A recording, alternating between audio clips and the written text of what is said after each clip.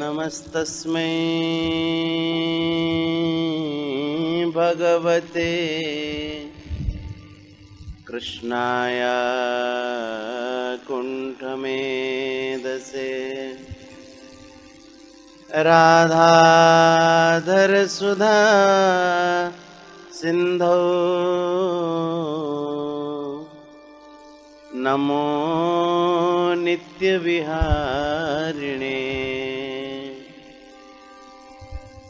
राधां कृष्णस्वरूपां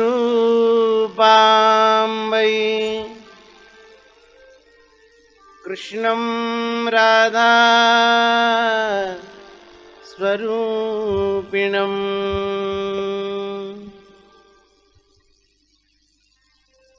कलात्मानं निकुञ्जस्थं गुरुरूपं सदा भजे।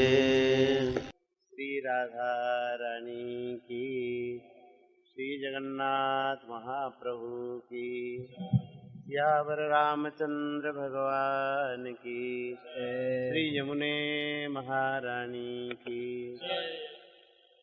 श्री वृंदावन धाम की, सब संतन की, सब भक्तन की, सत्संग महामहोत्सव की, श्री हरिनाम संकीर्तन की। जय जय श्री राधे, जय जय श्री राधे, जय जय श्री राधे।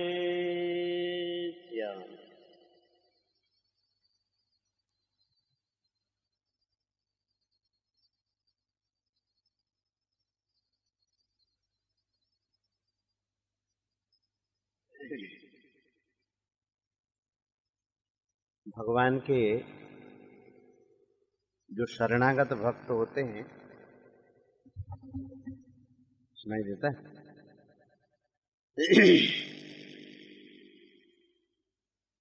उनका सबसे पहला लक्षण होता है अपने मन की छोड़ देते।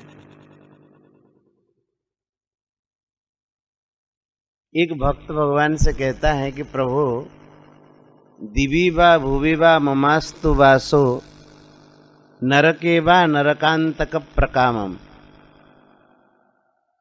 अवधीरित सारदार विंदौ चरणौ ते मरणेपि चिंतयामि। कहते प्रभु, मेरा अगर मुझे आप चाहें तो दीवी माने स्वर्गादि लोकों में भेज दे, और भूवि का मतलब ये मर्त्य लोग। दिवी वा भुवि वा ममास्तु वासो, केवल इतना ही नहीं, नरके वा नरकांतक प्रकामम, हे नरकांतक, नरके वा प्रकामम, प्रकामम अर्थात यथेष्ट, जैसी आपकी इच्छा। स्वर्ग में भेजे, मनुष्य बना करके रखे, अथवा आप कहेंगे कि नहीं इसको तो नरक में डालना चाहिए, तो नरक में भेज दीजिए, आपकी इच्छा। दिवी वा भुवि वा ममास्तु वासो नरके वा नरकांतक प्रकामम। भगवान ने कहा कि तुम्हारी कुछ इच्छा नहीं, हम जहां भेज दे वहां रह जाओगे? बोले रह जाएंगे। बोले तुम्हारी कुछ इच्छा? तो भक्त कहता है कि प्रभु हमारी एक इच्छा, अवधीरित सारदार बिंदु चरणौ, आपके जो चरण कमल है, शारदीय शरतकालीन कमल के कांति को तिरस्कृत करने वाले जो आपके चरण कमल सुंदर सुंदर, ऐसे चरण कमलों का मृत्यु के समय भी अति दुखद, अति कष्टदायक समय में भी आपके उन चरण कमलों का हमारे स्मरण में रहे, यही हमारी इच्छा है। नहीं, भक्त भी बड़ा चालाक होता हमारे। एक भक्त का एक लक्षण है, आप गीता जी में देखेंगे, अनपेक्ष सुचिर दक्ष उदासीनो गतव्य था सर्वारंभ परित्यागी यो मद भक्ता समय प्रिय, यही श्लोक है। अनपेक्ष सुचिर दक्ष, दक्ष का मतलब होता है चतुर। और प्राय लोग समझते हैं भक्त जो है सरल होता है, लेकिन महाराज भक्त ऊपर से दिखता है सरल, लेकिन भीतर बहुत चतुर होता है। इसलिए उनका पहला लक्षण बताया अनपेक्ष। अनपेक्ष का मतलब अपेक्षा नहीं रखता है, मांगता नहीं। जो मांगता नहीं उसको ज्यादा मिलता है, जो मांगता है उसको उतना ही मिलता है, और जो नहीं मांगता है उसको सब कुछ मिलता है। इसलिए भक्त बड़ा चालाक है, भगवान से कहता है कि आपकी इच्छा जहां भेजो, लेकिन क्या, मृत्यु के समय में भी, अति दुखद समय में भी आपके चरण कमलों का हमें स्मरण बना रहे। कोई अगर भगत से पूछे कि भगवान के चरण कमलों का जो स्मरण करते वो नरक में जाएंगे कैसे, और स्वर्ग में भी कैसे जाएंगे? वो तो भगवान को प्राप्त होंगे जो भगवान का स्मरण करते हैं। लेकिन भक्त कहता भगवान को ऐसे सीधा सीधा कहे कि हम आपको प्राप्त हो जाएं तो अच्छा नहीं लगता है ना। हम उनको ऐसा बांध देते हैं, कहते तो बात वही कि आपको प्राप्त होंगे, क्योंकि जो भगवान का स्मरण करता है वो भगवान को प्राप्त होता है। लेकिन बोलने में ऐसा होता है कि प्रभु जहां चाहे आप भेजें, हमको कोई आपत्ति नहीं, जहां तुम रखोगे वहां हम रहेंगे, लेकिन आपके चरण कमलों का हमारे स्मरण बना रहे। इसलिए भक्त जो होता है चतुर होता है। एक भक्त तो महाराज बड़ा विलक्षण कहता है भगवान को, कहता है कि प्रभु ये संसार जो है एक रंगमंच है। रंगमंच का मतलब स्टेज है जिसमें नाटक होता है। इस रंगमंच में विविध प्रकार के पार्टियां रहते हैं, अभिनेता आते रहते, अपना अपना अभिनय दिखाते हैं, रोल करते हैं। उसमें भी मैं एक हूं, अभिनय करने आया। आप इस अभिनय के जो मैनेजमेंट में आप है, मैनेजर है, सबको भेजते हैं, कौन कैसा अभिनय करेगा उसको देते हैं। अगर मेरे से बढ़िया अभिनय संपन्न हुआ, आपने जो नाटक करने के लिए भेजा था, अगर मेरे से बढ़िया नाटक हो गया तो मालिक उसको पुरस्कार देता है, बढ़िया अभिनय किया भाई, ले।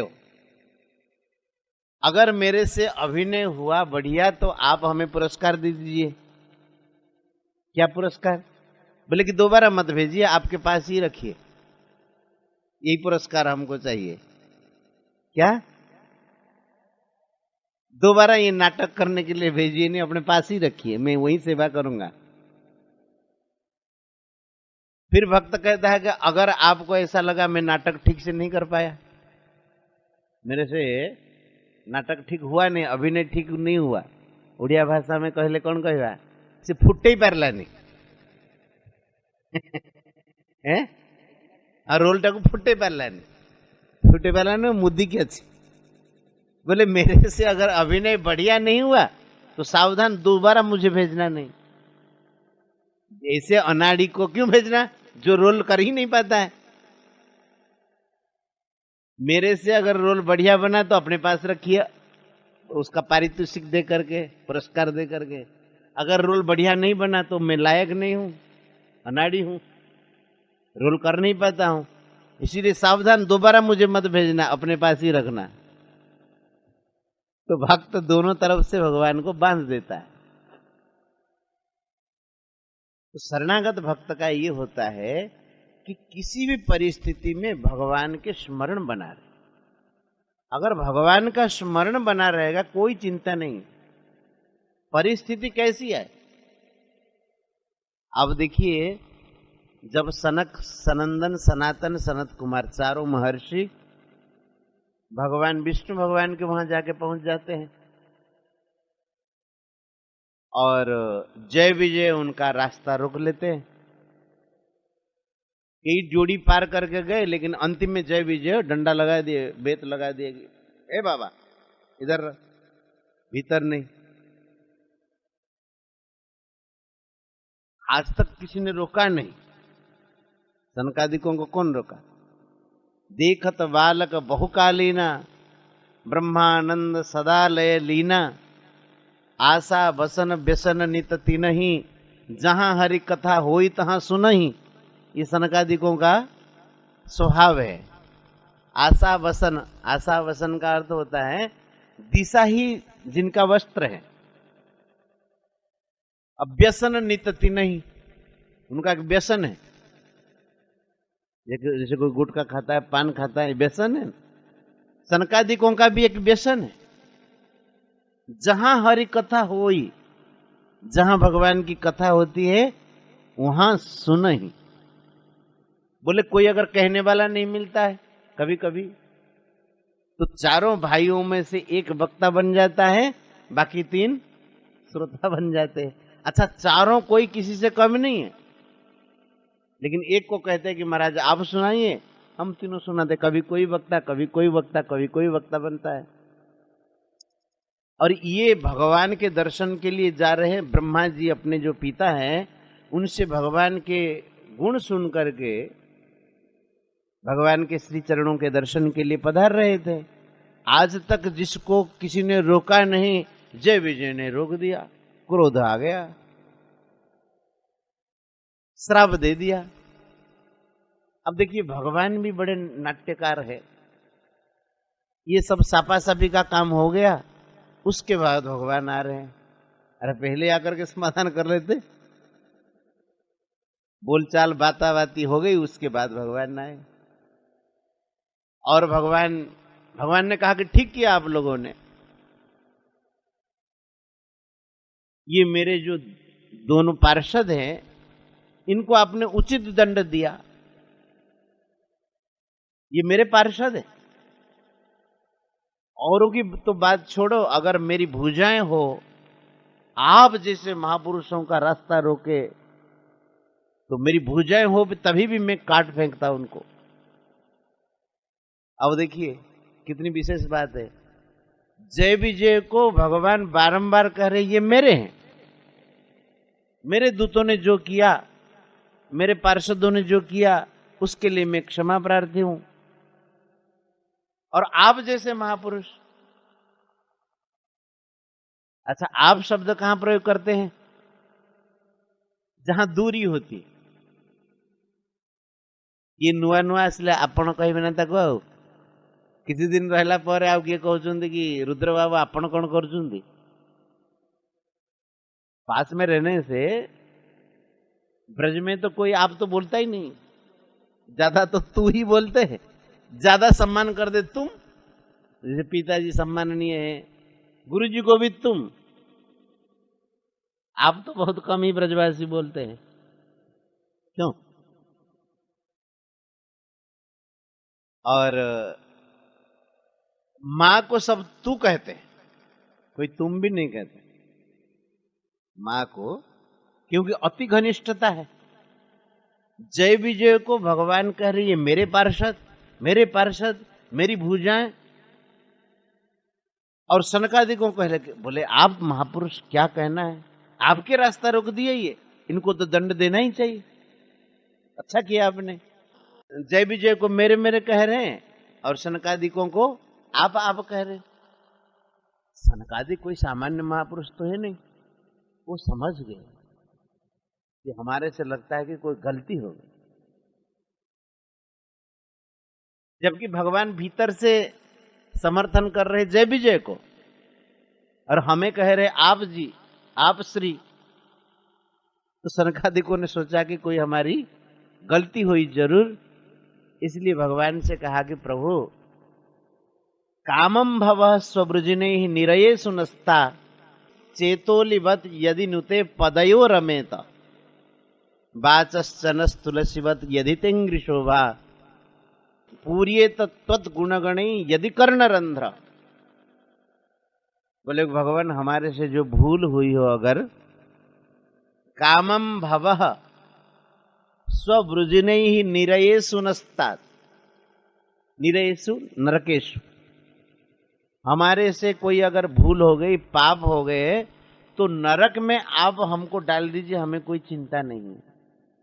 भाई जय विजय आपके पार्षद हैं, अपना काम कर रहे थे, हम तो एक यहाँ अतिथि आए और इनको श्राप दे दिए, तो गलत हो गया हमारे से। कामम भव स्ववृजि नहीं, स्ववृजि नहीं स्वपापे ही। अपने पापों से अगर हमारे से कोई गलती हो गई हो तो हमें आप भले ही नरक में डाल दीजिए। कामम निरयेषु कामम भव, नरक में आप डाल दीजिए, लेकिन हमारी शर्त है। भगवान ने कहा कि क्या शर्त है? बोले चेतो लिबत यदि नुते पदयो रमेत।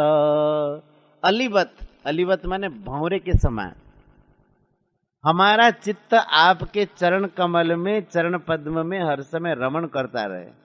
कैसे? अलिबत, भंवरे के समान।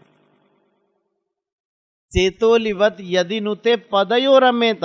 इन शर्तों पर हमको नरक में भेजिए तो कोई दिक्कत नहीं है। वाचश्चनस्तुलसीवत यदि तेंघ्रि शोभा। और हमारी वाणी तुलसी के समान, जैसे तुलसी हर समय भगवान के चरणों में चढ़ी रहती है, तुलसी के समान हमारी वाणी आपके चरणों का ही गान करती रहे। चित्त भंवरे के समान आपके चरणों में लगा रहे, और वाणी तुलसी के समान आपके चरणों में जमी रहे। और कान पूरियेत ते गुणगणे यदि कर्णरंध्र।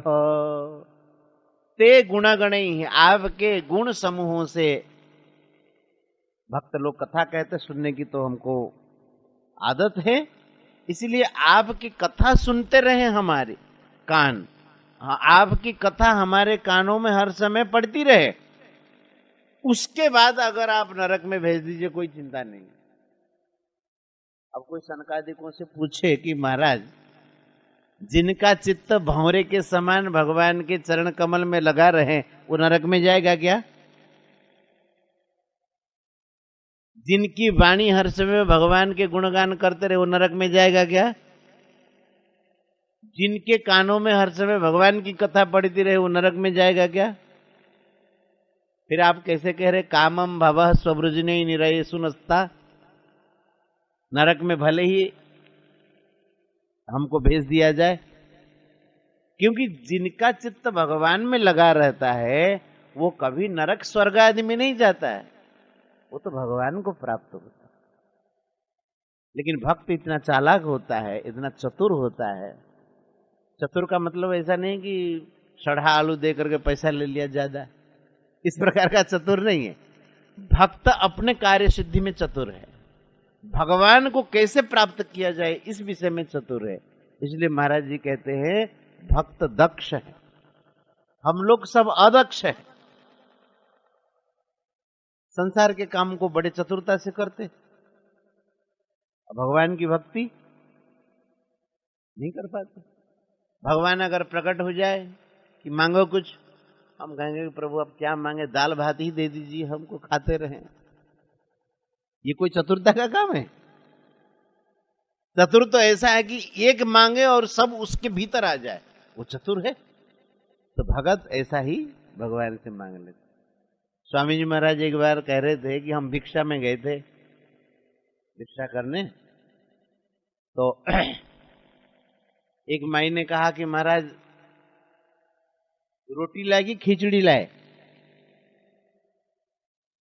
रोटी देंगी खिचड़ी दे, दोनों बनाई होगी माई।